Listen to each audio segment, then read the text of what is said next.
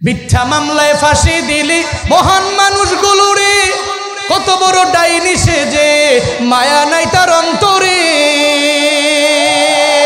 ঠিক কিনা? মিথ্যা মামলায় ফাঁসি দিলি মহান মানুষগুলোরে, কত বড় ডাইনি সেজে মায়া নাই তার অন্তরে। আজও সেই আদালত আছে, ফাঁসির দড়িও আছে, আজও সেই আদালত আছে, ফাঁসির দড়িও আছে। কবে পাবো বাবু তোমার দেখা, অপেক্ষা করছি শুধু ঢাকা। দেশে আগুন লাগায়া জনতারে জ্বালায়া, দেশে আগুন লাগায়া জনতারে জ্বালায়া, পালায়া চইলা গেলে ঢাকা। গণভবনটা এখন ফাঁকা বুবুরে, গণভবনটা এখন ফাঁকা, ঠিক কিনা? 16 বছর জুলুম করনি অলি নারী, কি নাম? 16 বছর যে জুলুম করলো, নির্যাতন করলো, অত্যাচারের মাত্রা বাড়াইয়া দিল, মানুষও মনে করলো না।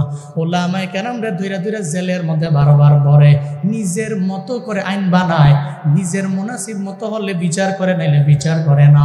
ওলামায়ে কেরামদেরকে এত পরিমাণে জ্বালাইয়া জনতারে যে জ্বালাইলো, ও অত বাঁচার জন্য একজন উকিল ধরছিল, ওই উকিলের তেমন খবর নাই। উকিল মুস্কি মুস্কি হাসে আর মনে মনে মনে মনে কয়, আমিও তো জানি ওর মতো জালেম বাংলাদেশে আর একটাও জন্মায় নাই। ও তো ছিল জালেম, অনেক বড় অত্যাচারী, মানুষের উপর জুলুম করনেওয়ালা। আল্লাহ কয়, আমি আল্লাহ যখন ধরি তখন উকিলেরাও তার পক্ষে কাজ করতে নারাজ হয়ে যায়, ঠিক কিনা? ওয়া মাকারু ওয়া মাকারাল্লাহ ওয়াল্লাহু খায়রুল মাকিরিন।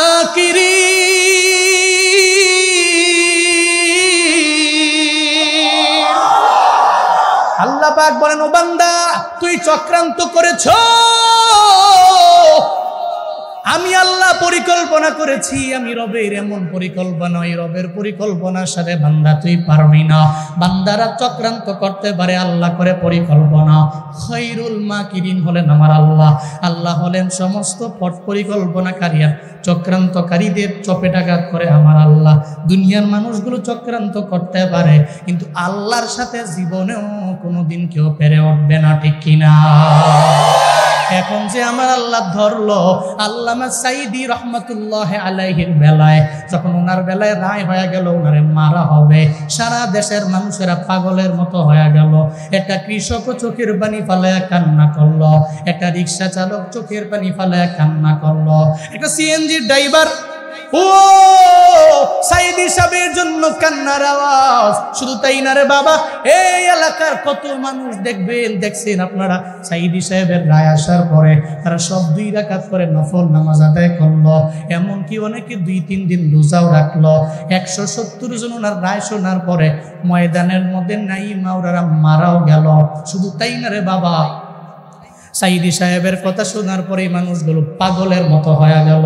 এখন যে জালেমের বেলায় রায় আসলো, একটারেও তো হারিকেন দিয়া রাস্তায় পাওয়া যায় না। আসরের ময়দানে যেই বান্দা জাহান্নামের দিকে দৌড়ে যাবে, সূরা মুল যে বান্দা সামনে দাঁড়ায় যাবে, আল্লাহ রে কই দাও, কয়ে জাহান্নামে দেই। আল্লাহ কয়ে, এই সূরা মুল তুই কেন আমারে দাঁড় করাইলা, কেন তারে জাহান্নামে দিতে পারবো না? দিতে পারবা না কেন? আমি সূরারে ও এত কষ্ট করে করে রাতের বেলা পইরাই ঘুমাইলো, কোন গুনাহের কারণে ও জাহান্নামে যেতে পারে না। সূরা মুল কুকালুতি করবে, আল্লাহরে বলবে, ও আল্লাহ তারে জাহান্নাম থেকে ফিরাইয়া জান্নাতে দিয়া দাও। আল্লাহ পাক বলবে, ও ফেরেশতা ওরে জাহান্নামে দিও না। সূরা মুলকের পাওয়ারের কারণে সূরা মুলক যে বান্দাটা পাঠ করলো, পঠন করে নিল, বহুল পাঠ করলো, এই বান্দারে জাহান্নামে দেওয়া যাবে না, ওরে জাহান্নাম থেকে ফিরাইয়া জান্নাতে ঢুকা।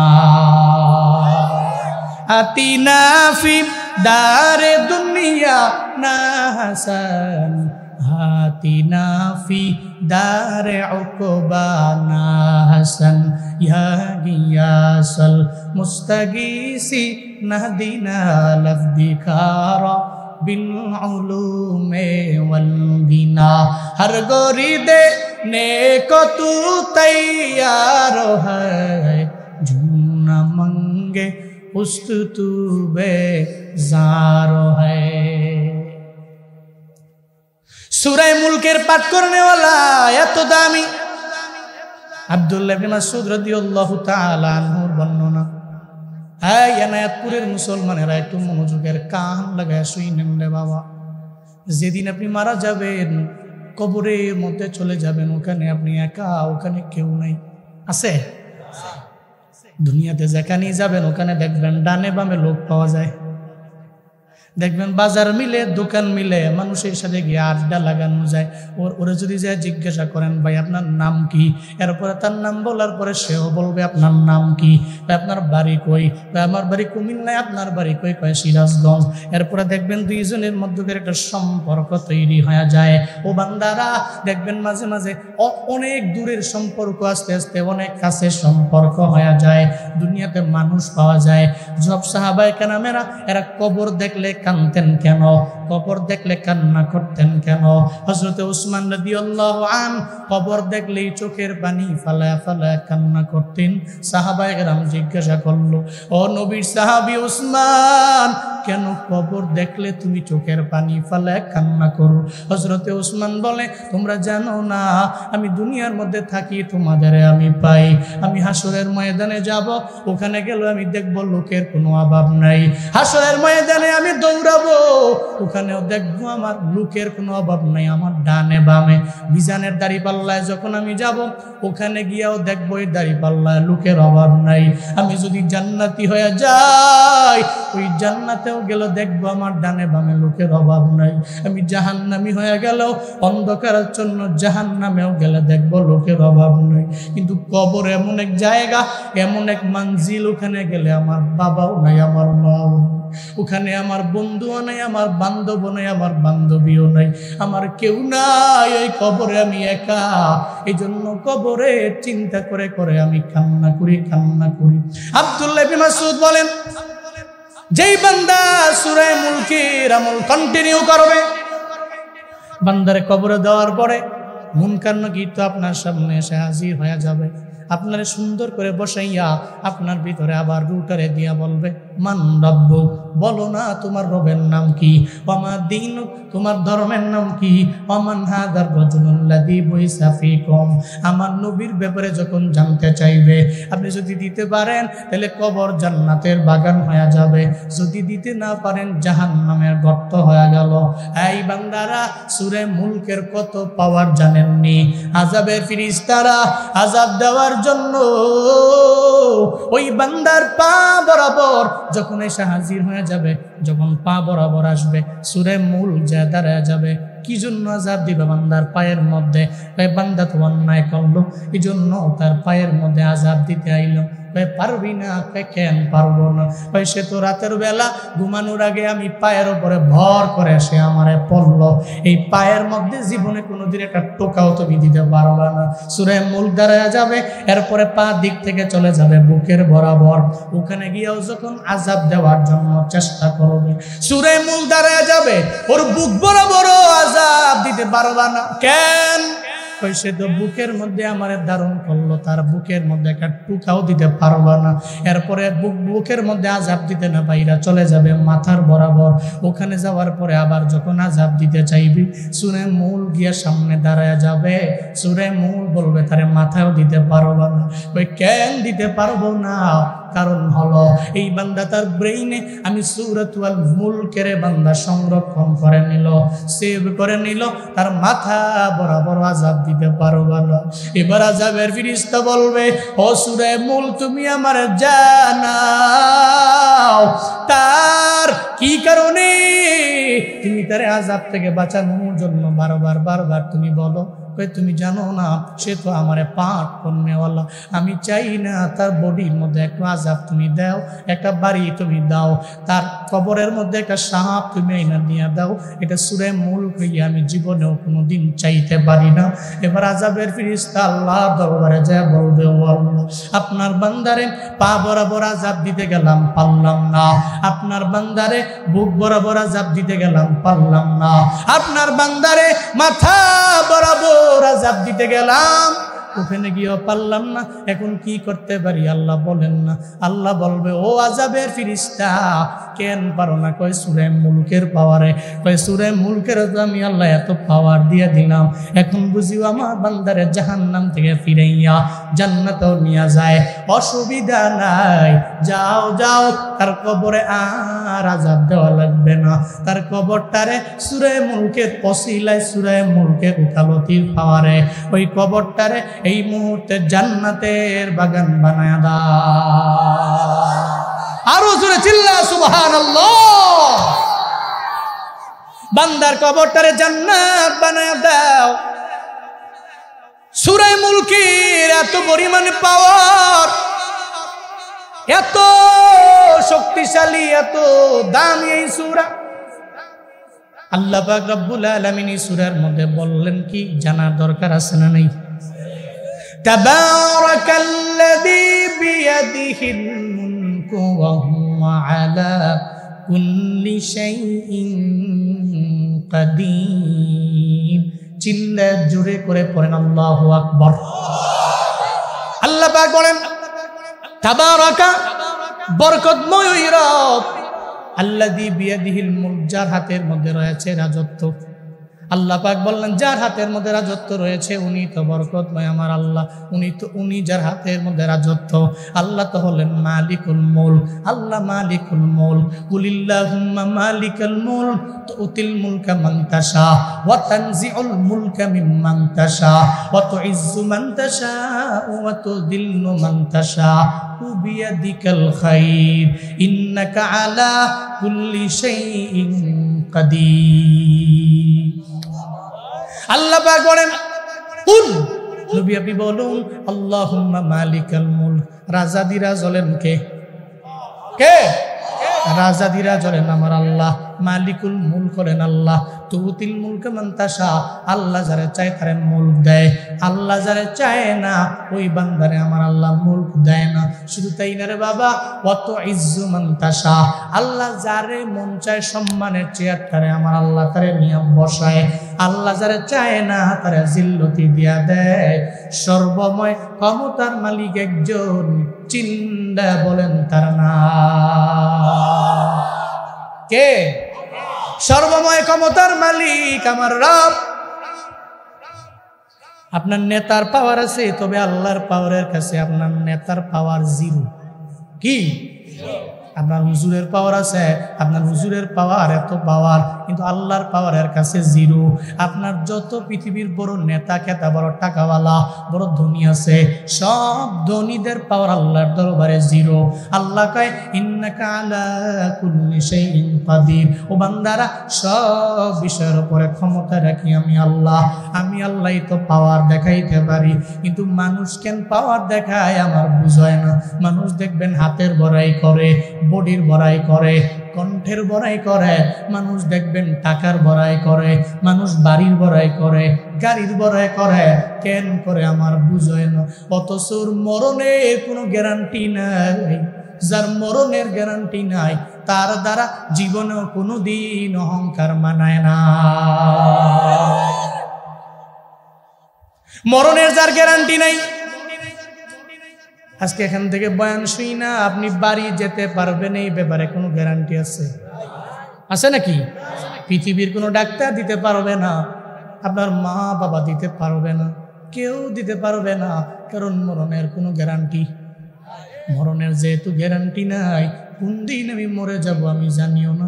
এজন্য অহংকার আমার দ্বারা জীবনেও মানায় না। আমার মরণ আসিবে কখন কেউ তো জানে না, আমার মরণ আসিবে কখন। পারেন না আপনারা? সবাই কোয়া লাগবে আমার মরণ আসিবে কখন, আমি মরে গেলে আমায় তোমরা ভুইলা যাইও না, আমি মরে গেলে আমায় তোমরা ভুইলা যাইও না, আমার মরণ আসিবে কখন,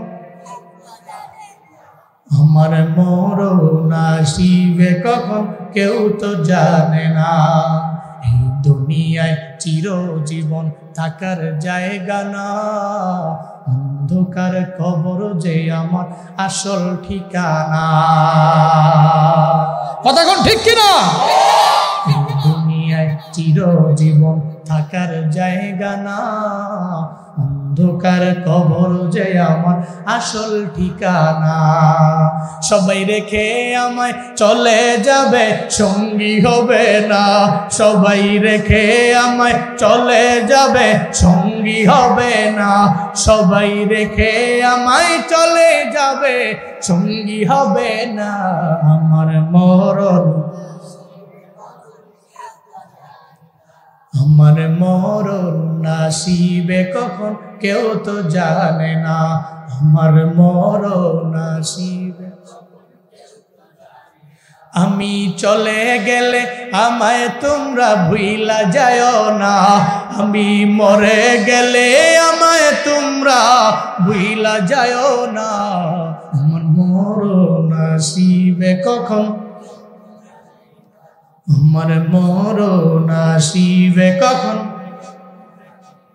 কোন জায়গায় মরণ হবে আমি যেহেতু জানি না, আমার জানাও নাই, জীবনেও কোনোদিন আমার দ্বারা অহংকার মানায় না, মানায়। টাকার বাড়াই করো না, বাড়ির বাড়াই করো না, গাড়ির বাড়াই করো না, তোমার বড়িতে এত পরিমাণে পাওয়ার আজ মরলে কালকে হয়ে যাবে 2 দিনের পরের দিন 3 দিন। সাবধান, 1 সপ্তাহ পরে আর কেউ তোমার মনে রাখবে না, 1 মাস পরে কেউ মনে রাখবে না। এই যে ময়দানে আপনারা আসলেন, আপনাদের দাদার দাদার দাদার দাদার নাম আপনি জানেন? জানেন নাকি? আপনার দাদার দাদার দাদার দাদার নাম আপনার জানা নাই। আল্লাহর কসম, আপনার নাতির নাতির নাতির নাতির নাতি আপনার নাম পর্যন্ত জানবে না। সেজন্য কার জন্য তো বড়াই, আপনার তো পাওয়ারও অনেক বেশি না রে বাবা। আল্লাহ কয় বিয়াদিহিল মুলক, রাজত্বের মালিক আমার আল্লাহ, সর্বময় ক্ষমতার মালিক আমার আল্লাহ। আল্লাহ যা চায় দুনিয়ার কোনো বান্দা পারে না। মানুষের তো মানুষের দরবারে যাওয়া লাগে, মানুষ তো মানুষের দরবারে যাওয়া লাগে। আমি বক্তা সাহেব মাটি কাটতে পারি না, তাহলে মাটি কাটার কাজের জন্য আমার মাটি কাটনেওয়ালা লাগবে। আমি বক্তা সাহেব তো সব জায়গায় ড্রাইভিং করে যেতে পারি না, তাহলে আমার গাড়ি চালানোর জন্য একজন ড্রাইভার লাগবে। শুধু তাই না রে বাবা, আমি বাড়ি বানাইতে গেলে আমি নিজে তো রাজমিস্ত্রি না, তাহলে একজন রাজমিস্ত্রি আমার লাগবে। ও বান্দারা, শুধু তাই না, সব কাজের জন্য একজন একজন মানুষের দরবারে আমার যাওয়া লাগবে। আল্লাহ কয় গুলাম, আমি আল্লাহ তো তোর এমন রব, কুল হুয়াল্লাহু আহাদ আল্লাহুস সামাদ লাম ইয়ালিদ ওয়া লাম ইউলাদ ওয়া লাম ইয়াকুল লাহু কুফুয়ান আহাদ। আমি আল্লাহ তোর এমন রব, এমন মালিক, হুয়াল্লাহু আহাদ, তিনি আল্লাহ তো এক, তার সাথে বিন্দু মাত্র পরিমাণ কোনো শরীক নাই। তিনি সমাদ, উনি অমুখাপেক্ষী, কাউরে জন্ম দেন নাই, কারো থেকে জন্ম নেন নাই। আমার আল্লাহর মাও নাই, বাবাও নাই, আমার আল্লাহর ছেলেও নাই, আমার আল্লাহর মেয়েও নাই। আল্লাহর যেহেতু ছেলে নাই, মেয়েও নাই, এই কারণে তো খ্রিস্টানরা জাহান্নামী। এরা বলে এরা ট্রিনিটিতে বিশ্বাসী, তৃতীয়বাদে বিশ্বাসী। এরা কয় ঈসা ইবনে মারিয়াম আল্লাহর পুত্র, এই কারণে তো খ্রিস্টানরা জীবনেও জান্নাতে যেতে পারবে না। ও বাবারা, আল্লাহর তো কোনো ছেলেও নাই, আল্লাহর কোনো মেয়েও নাই, আল্লাহর মাও নাই, আল্লাহর বাবাও নাই। আল্লাহর সাথে দুনিয়ার কোনো মানুষের কোনো সমকক্ষতাও নাই। এটা আপনি মানলে মানেন, না মানলে নাই। আল্লাহ এক, এই ব্যাপারে কোনো সন্দেহ আছে? আছে নাকি? মদিনাওয়ালা নবীও সব মক্কা নগরীর কুফফারদের জিজ্ঞেস করতেন, এই কাফেরেরা, ওয়ালাইন সাআলতাহুম মান খালাকাস সামাওয়াতি ওয়াল আরদা লায়াকুলুন্নাল্লাহ। আল্লাহ পাক বলেন, পয়গম্বর যখন আপনি জিজ্ঞাসা করবেন মক্কার মুশরিকদেরকে, কাফেরদেরকে, বেঈমানদেরকে, মান খালাকাস সামাওয়াতি ওয়াল আরদ, আসমান এবং জমিন কে বানাইছেন, যদিও এরা লাতের বিশ্বাস করে, মানাতের পূজা করে, উজ্জার পূজা করে, হুবলের পূজা এরা করে, এরা জাহিলি যুগের মানুষ, এরা পৌত্তলিকতায় বিশ্বাসী। হানিফ সম্প্রদায়ের লোক বেশি আপনি পাবেন না, এরা দেখবেন এরা পৌত্তলিকতায় বিশ্বাসী, এরা লাত মানাত উজ্জা হুবলের পূজা করে। শুধু তাই না, বাইতুল্লাহর মধ্যে 360টা মূর্তি নইয়া ওখানে রাইখা এরপরে ঘুরে ঘুরে ঘুরে ঘুরে উলঙ্গ হয়ে এরা তাওয়াফ করে। পয়গম্বর এই সমস্ত মানুষগুলোরে আপনি জিজ্ঞাসা করবেন আসমান জমিনের মালিককে।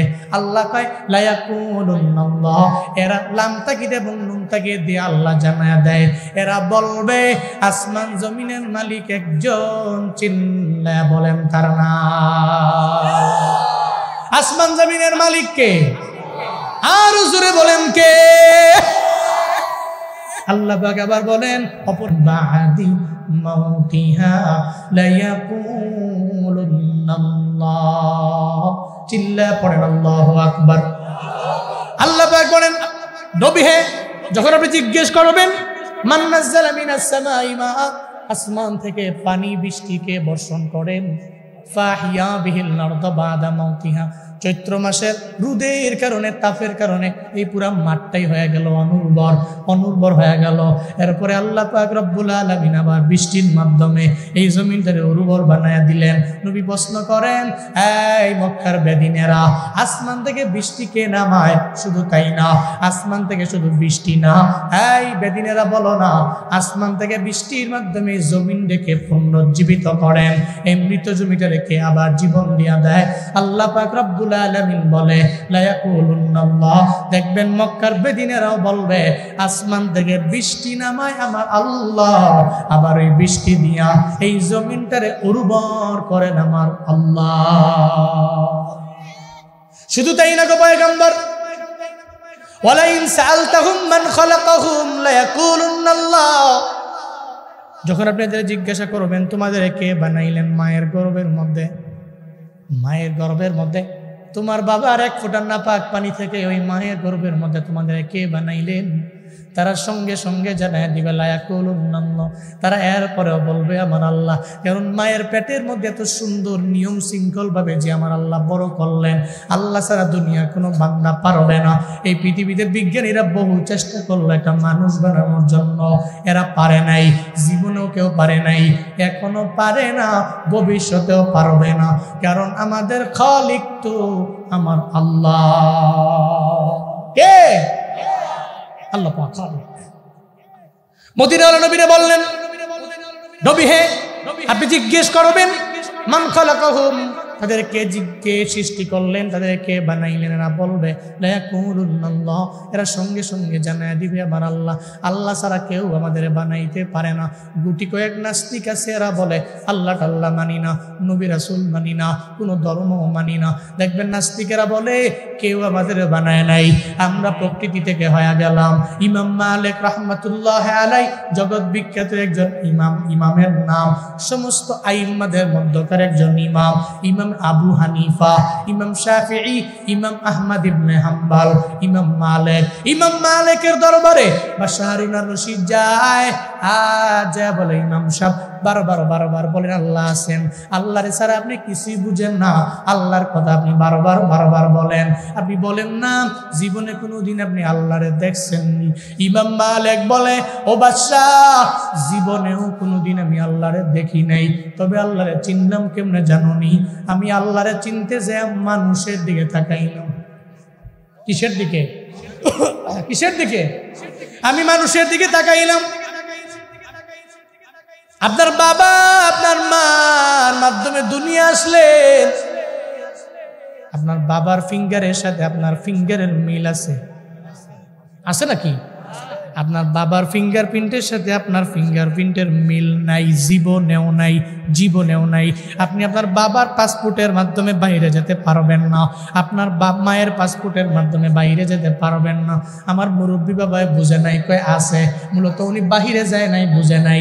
ইয়াংরা সবাই বুঝে ফেললা, তোমার বাবার ফিঙ্গারপ্রিন্ট দিয়ে তুমি মালয়েশিয়ার ইমিগ্রেশন পাস করতে পারবা না, বাংলাদেশের ইমিগ্রেশনও তো খাওয়াই নাই। এমনি তো পুলিশেরা তো এমনিতেই কিছু আছে ঘুষখোর, আবার যখন দেখবে তোমার ফিঙ্গারপ্রিন্ট নাই, অফ লোডে বাড়ি চলে যাও, ঠিক কিনা? এমনিতে এরা ঘুষ খেয়ে মাথা নষ্ট। এমন কিছু পুলিশ আছে, ওই যে 16 বছরের ঘ্রাণটা, সেন্টারের ঘ্রাণটা এখনো শরীরে আছে। এত অমানুষ, মানে এর ভিতরে মনুষ্যত্ব বোধ নাই। ও দেখতে মানুষ কিন্তু অমানুষে ভরা, এমন এখনো আছে, এখনো আছে। আমি কালকে দেখছি একজন আলেম, উনি মসজিদ থেকে বের হয়েছে, ইমামতি করে উনি মসজিদে বের হয়েছে। তো ওদের যে ওই ধানমন্ডির 32 নম্বরের বাড়ি ভাঙতে গেছে না পোলাবান ইয়াংরা, ওই সময় যাওয়ার সময় পুলিশ তো ধাওয়া পাল্টা দেওয়া করেছে এদেরকে। একজন আলেম উনি মসজিদে ইমামতি করে মোবাইল হাতের মধ্যে নিয়ে বের হয়েছে বাসায় যাবে, এক পুলিশ যায় হারে এমন পীড়ন শুরু করছে। উনি আলেম, উনি হুজুর মারতাছে, উনি করে আমার তো কোনো অপরাধ নাই। কি সমস্ত বিশ্রী ভাষায় গালিগালাজ করে এরা তারাই দিচ্ছে। তো হুজুরে কয়, একটু দূরে গিয়া সাংবাদিকে জিজ্ঞেস করছে, আপনারা ধাওয়া পাল্টা তো কেন দিল? আমি এখনো যাই নাই, আমি মসজিদ থেকে নামাজ পড়ে বের হয়েছি, ওরা আমারে লাঠি দিয়ে তাড়াইয়া দিছে। তো সে বলতেছে, এখনো ফেসিস্ট সরকারের কিছু পা চাটা গোলাম, কিছু কুকুর এখনো বাকি আছে, এদেরও বিচারের কাঠগড়ায় দাঁড় করাতে হবে, ঠিক কিনা? এদেরকে যদি ছাঁটাই করা না যায় তাহলে এই দেশকে ডেভেলপ করা ইম্পসিবল। এর মানে বোঝা গেল আপনার বাবার ফিঙ্গারপ্রিন্টের মাধ্যমে আপনি যেতে পারবেন না বাহিরে, একেবারে ইম্পসিবল, অসম্ভব, পারবেন না। এর মানে আপনার বাবার ফিঙ্গারপ্রিন্টের সাথে আপনার ফিঙ্গারপ্রিন্টের মিল নাই। আপনার বাবার যে আই সাইন, ওই আই সাইনের সাথে আপনার কোনো মিল নাই। আপনি চোখ দিয়ে যে বাড়ি মারেন, ওটা আপনার বাবার সাথেও মিল নাই। এর মানে কি বোঝা গেল? দুনিয়ার মানুষগুলো যদি প্রকৃতি থেকে অটোমেটিক হয়ে যেত তাহলে সব তো এক, কোনো আলাদা নাই। ইমাম মালিক বলেন, ও বাদশাহ, আমি সব মানুষের দিকে তাকাইলাম, এরপরে তাকাইয়া আমি আল্লাহরে চিনলাম। শুধু তাই না, এরপরে আমি তাকাইলাম গাছের দিকে। আমি গাছের দিকে তাকায় দেখি ওই গাছের একটা গাছের সাথে আর একটা গাছের কোনো মিল নাই, একটা গাছের পাতার সাথে আর একটা গাছের পাতার কোনো মিল নাই। আমি তাকায় তাকায় দেখেছি ওই গাছের পাতার মিল আমি খুঁজে পাই নাই। আয় বাদশাহ, এর মানে আমি বুঝতে পারলাম নাস্তিকেরা যে বলে তারা আল্লাহর উপরে আস্থা রাখে না, বিশ্বাস করে না, এরা বলে সব প্রকৃতি থেকে হয়ে গেল, ন্যাচারালি হয়ে গেল। আমি এটা বুঝতে পেরেছি, এই জগৎ এমনি এমনি হয় নাই, এই মানুষরে কেউ বানায় নাই, দুনিয়ার কেউ বানায় নাই, এরা প্রকৃতি কেউ হয় নাই, এদেরকে একজন বানাইছে, চিল্লায়া বলেন তার নাম। আচ্ছা মানুষ বলো দেখি, রাত্র কেন কালো, সূর্য বলো কোথা হতে পাইল এত আলো, ফুলগুলো নানান রকম কেমন করে হয়, পাতাগুলো সবুজ বটে ফুলের মতন নয়, দুধ কেন এত সাদা, মরিচ কেন ঝাল, আমগুলো পাকলে বলো কেমনে হয় তালাল, ঠিক কিনা? আবার পশু পাখি কয় না কথা, মানুষ কেন কয়, বলো বলো ও হে মানব সবে কেমন করে হয়, ভাবি সবই এসব মহান প্রভুর দান, নত শিরি সিজদা করো ও হে মুসলমান, ঠিক কিনা? ডিমগুলো একই রকম, পার্থক্য নয় মোটে, তবে সাদা কালো বাচ্চাগুলো কেমন করে ফুটে, আমরা সবাই বাস করি পৃথিবীরই অঙ্গে, হাতের লেখা মুখের চেহারা মিলে না কারো সঙ্গে, আর মিলে না কলমের সই বুড়ি আঙুলের টিপ, প্রমাণ হলো মহান আল্লাহ আছেন একজন ঠিক। हकीकत से तो दुनिया बेखबर है, दुनिया की नुमाइश पर नजर है। এর মানে বুঝা গেল আল্লাহ কয়জন? কয়জন? এক আল্লাহ। আমার আল্লাহ তো আছে সব কিছুর মালিক হলেন আমার আল্লাহ। বিয়াদিহিল মুলক, আল্লাহ কয় সব রাজত্ব আল্লাহর হাতে। একচ্ছত্র মালিক হলেন আমার আল্লাহ। এই যে সূরা ফাতিহা পড়তেছেন, সারা দুনিয়ার মধ্যে সবচেয়ে বেশি যে সূরা পড়া হয় সূরার নাম কি? কোন সূরা? সূরাতুল ফাতিহা। এটা সারা দুনিয়ার মধ্যে বহুল পঠিত সূরা। এমন কোন মুসলমান নাই যে এটা পারে না। সূরা ফাতিহা ছাড়া নামাজও হবে না। প্রত্যেকটা রাকাতের মধ্যে সূরা ফাতিহা আপনার পড়া লাগবে। ওই সূরা ফাতিহার প্রথম আয়াতের মধ্যে আল্লাহ কি বললেন? আলহামদুলিল্লাহি রাব্বিল আলামিন। সমস্ত প্রশংসা কার জন্য? যিনি হলেন আলামিনের রব। আল্লাহ আমার রব্বুল আলাম নয়, আল্লাহ হলেন রব্বুল আলামিন। এক জগতের রব আমার রব নয়, সব জগতের রব বলেন আমার আল্লাহ। সব জগতের রব বলেন আল্লাহ। আল্লাহ সূরা মুলকের প্রথম আয়াতে জানিয়ে দিলেন, বান্দারে সব ক্ষমতা আমি আল্লাহর হাতের মধ্যে আছে। 2 নম্বর আয়াতের মধ্যে আল্লাহ জানিয়ে দিলেন, আল্লাযী খালাকাল মাউতা ওয়াল হায়াতা লিয়াবলুয়াকুম আইয়ুকুম আহসানু আমালা ওয়া হুয়াল আজিজুল গফুর। চিল্লায় পড়েন আল্লাহু আকবার। আল্লাহ পাক বলেন, আল্লাহ তো উনি যিনি বানাইলেন, মরণ বানাইলেন, এরপরে আবার আমার আল্লাহ পাক রব্বুল আলামিন আমারে তোমার জীবন দিয়া দিলেন। আল্লাহ আগে বললেন মরণের কথা, এরপরে আমার আল্লাহ বললেন জীবনের কথা। কারণ আমরা ছিলাম বাবা মায়ের পেটের মধ্যে, আমরা মৃত ছিলাম। আল্লাহ পাক 4 মাস গড়ানোর পরে আমার ভিতরে রূহ দিয়া দিলেন। এরপরে আমি জীবন পায়া গেলাম। আমি ছিলাম মৃত, এরপরে আল্লাহ পাক আমার জীবন দিয়া দিলেন। এরপরে আবার আমার মরণ হয়ে যাবে, আল্লাহ দরবারে আমার চলে যাওয়া লাগবে। কাইফা তাকফুরুনা বিল্লাহ ওয়া কুনতুম আমওয়াতান ফাহিয়াকুম সুম্মা ইউমিতুকুম সুম্মা ইউহয়িকুম সুম্মা ইলাইহি তুরজাউন। চিল্লায় বলেন কথা কার? আরো জোরে বলেন কার? আল্লাহ পাক বলেন, ও মানুষ কাইফা তাকফুরুনা বিল্লাহ, আল্লাহরে কেমনে অস্বীকার করো? অথচ অকুনতুম আমওয়াতা, বান্দা তোমরা ছিলাম মৃত। ফাহিয়াকুম, আমি আল্লাহ তোমার জীবন দিলাম। সুম্মা ইউমিতুকুম, এর উপরে আবার মরণ বরণ করা লাগবে। সুম্মা ইউহয়িকুম, এরপরে আমি আল্লাহ যখন ইসরাফিলে বলবো ফুৎকার দিয়ে দাও, ফুৎকারের সঙ্গে সঙ্গে আবার আমি আল্লাহ তোমারে উঠাবো, আবার তোমার ভিতরে আমি আল্লাহ জীবন দিয়া দিব। বান্দারে আমি আল্লাহর দরবারে তোর আশাই লাগবে, আশাই লাগবে। এমন না যে আমি আল্লাহর দরবারে তোর আশা লাগবে না, আমি রবের দরবারে তোর আশাই লাগবে।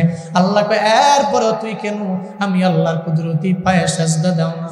এরপরে কেন তুই নামাজে যাও না? এরপরে তুমি কেন রোজা রাখো না? এরপরে কেন তুমি কবিরা গুনাহ করো?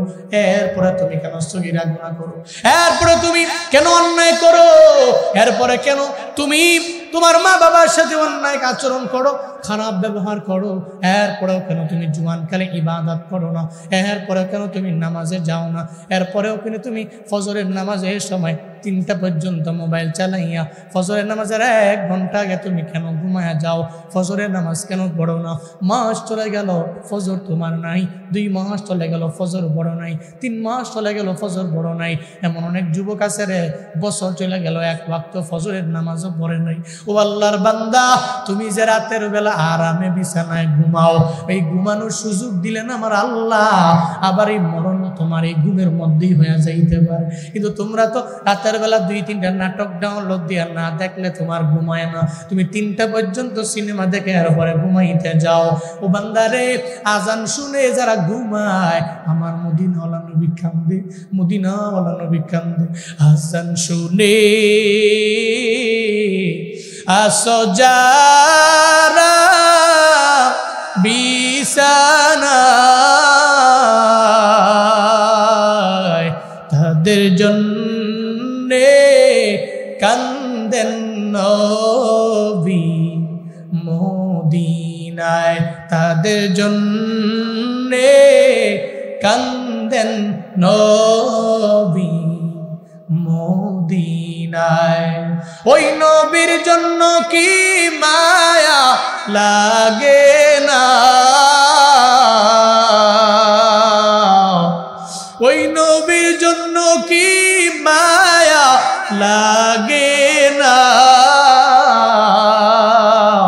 হায়রে উম্মত নামাজ কেনে পড়ো না, হায়রে উম্মত মসজিদে কেন আসো না। আল্লাহ পাক বলেন, তোরে আমি আল্লাহ মরণ দিয়া দিলাম, আমি আল্লাহ তোর জীবনও বানাইলাম, মরণ বানাইলাম। ও বান্দা, তুই যদি মনে করো তুমি মরবা না, তাহলে তুমি ভুলের রাজ্যে আসো, ভুলে রাজ্য আসো, তুমি মরবা না, মরে যাওয়া লাগবে, তবে কোন সময় হবে জানা নাই। এই আমগো তোমাগো সবার একজন আদি পিতা আছে, নাম কি? কি নাম? সন্দেহ আছে নাই কোনো নাকি? আমগো আদি আব্বার নাম কি? আর জাতির পিতার নাম কি? সন্দেহ আছে নাই কোনো নাকি? জাতির পিতা ইব্রাহিম আলাইহিস সালাম, আর আদি পিতা। এখন যদি কেউ যদি বানায়া কয় জাতির পিতা ইব্রাহিম না আরেকজন যদি কয়, তাহলে এত মুনাফিক। কথা কোন ঠিক কিনা? কোন ঠিক কিনা বলেন? জাতির পিতা তো ইব্রাহিম, এটা তো ঘোষণা দিয়েছেন কে? মিল্লাত আবিকুম ইব্রাহিম হুয়া সাম্মাকুমুল মুসলিমিন। আল্লাহ বলেন, তোমাদের জাতির পিতা ইব্রাহিম, মুসলমানদের জাতির পিতা, আমি আল্লাহ নামকরণ করে দিলাম বান্দারে, তোমাদের জাতির পিতা ইব্রাহিম নবী, আমি আল্লাহ এটা ঘোষণা করে দিয়ে দিলাম। তাহলে আদি পিতার নাম আদম আলাইহিস সালাম, উনি সবার বাবা, সবার বাবা।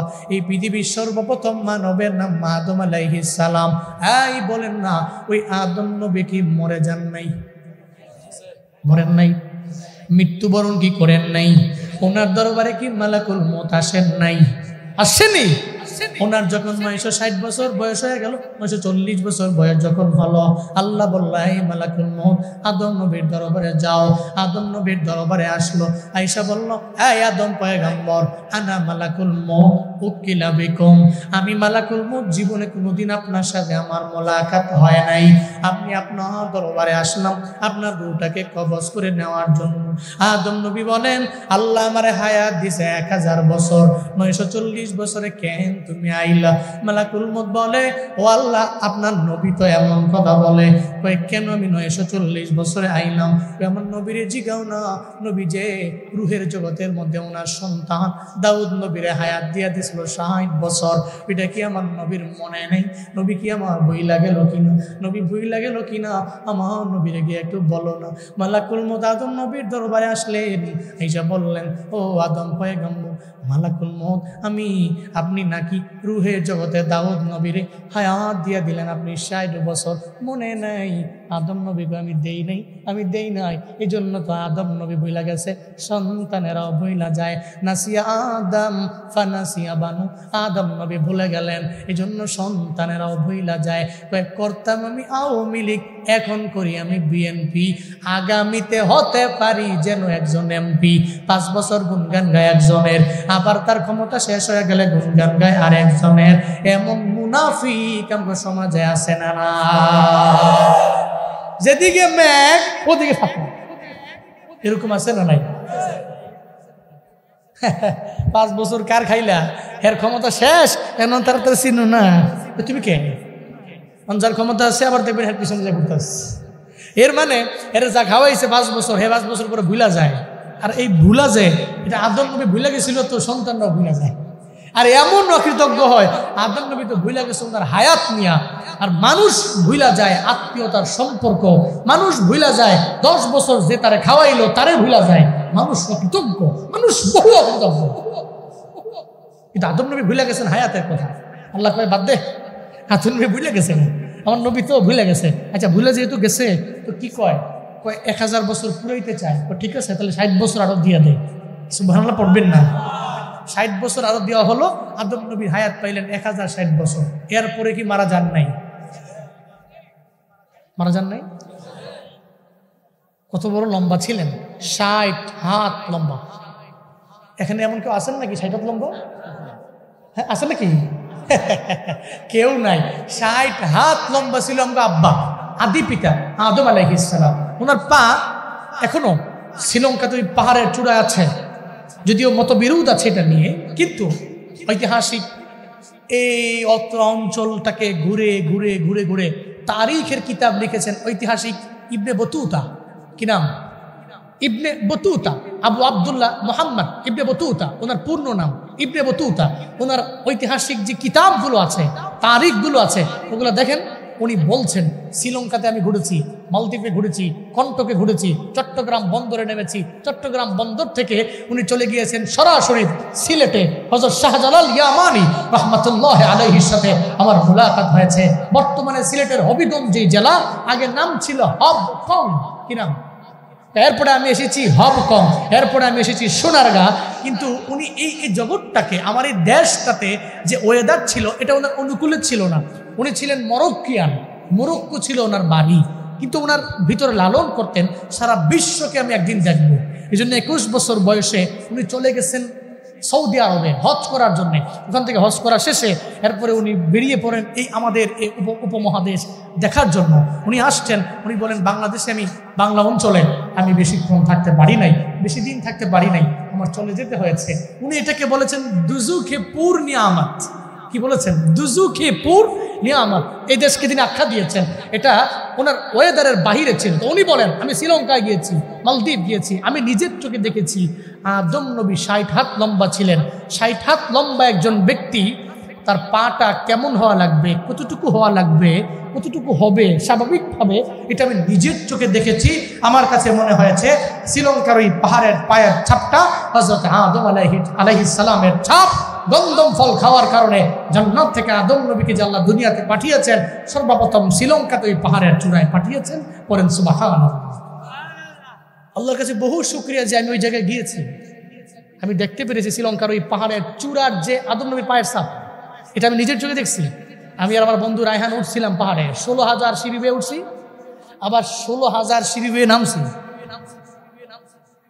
কত হাজার? 16টা। তাহলে 16,000 সিঁড়ি মনে 5 তলা?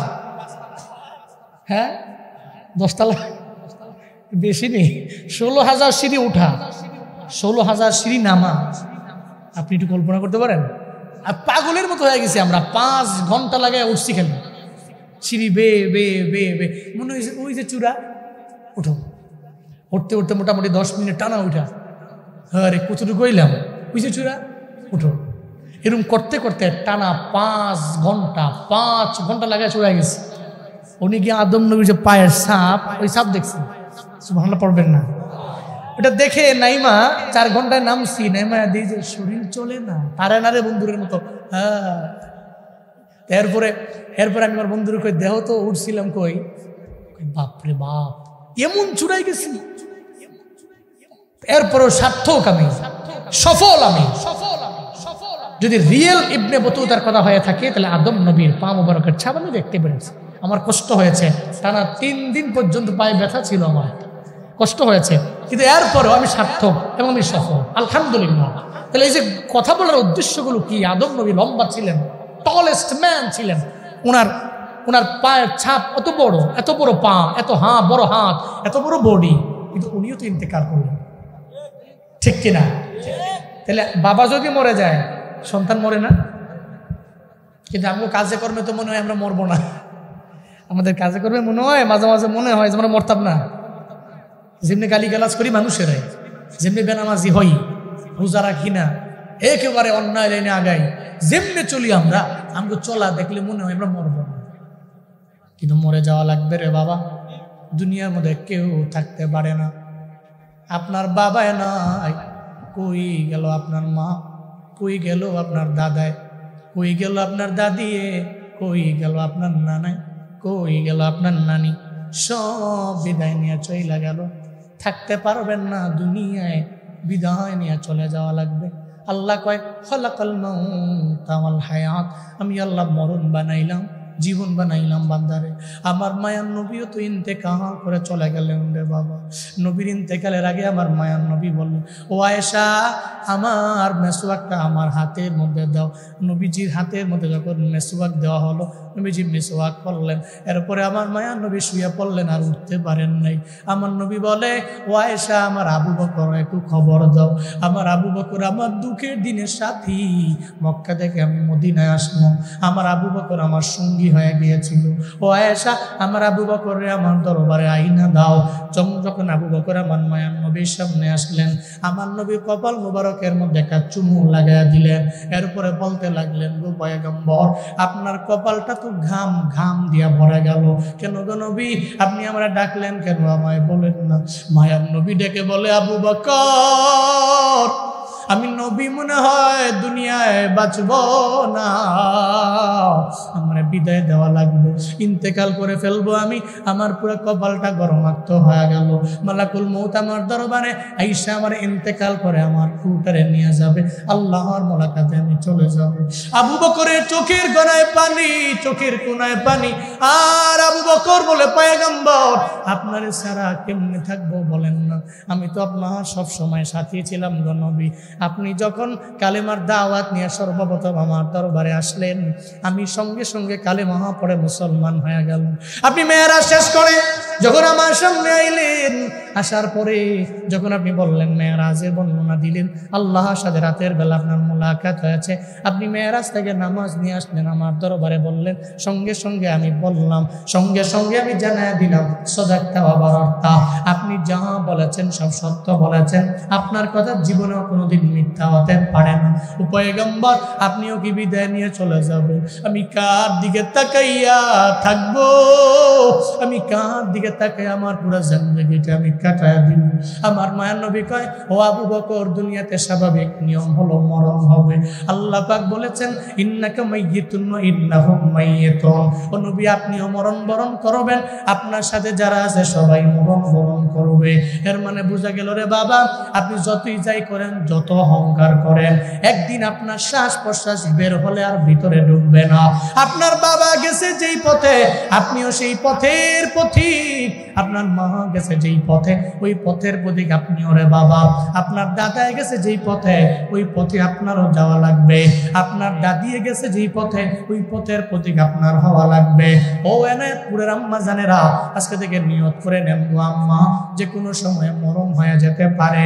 আজকে থেকে নিয়ত করেন আপনি পর্দা অনুযায়ী আপনার জিন্দেগিটা চালাবেন। জীবনে কোনোদিন বেনামাজি হবেন না, বেরোজাদার হবেন না, স্বামীর মনে আঘাত দিবেন না, সন্তানের জন্য বদদুয়া করবেন না। এই এনায়েতপুরের বাবারা আজকে থেকে নিয়ত করে নেন রে বাবা, আজকে থেকে নামাজ ছাড়বেন না, আপনি জীবনেও রমজানের একটা রোজাও মিস করবেন না, মানুষকে গালিগালাজ করবেন না, আপনি মরণের কথা চিন্তা করে করে চলবেন। আল্লাহ হায়াত দিলেন, আল্লাহ যাতে আপনার ঈমানের সাথে মরণ দেয়, এটা আল্লাহর দরবারে বেশি বেশি দোয়া করবেন। একটা সন্তানের হলেও মাদ্রাসায় পড়াইয়া তার সিনার মধ্যে 30 পারা কোরআন ঢুকাবেন। আল্লাহ তৌফিক দান করেন। পড়েন আমিন, আরো জোরে পড়েন আমিন।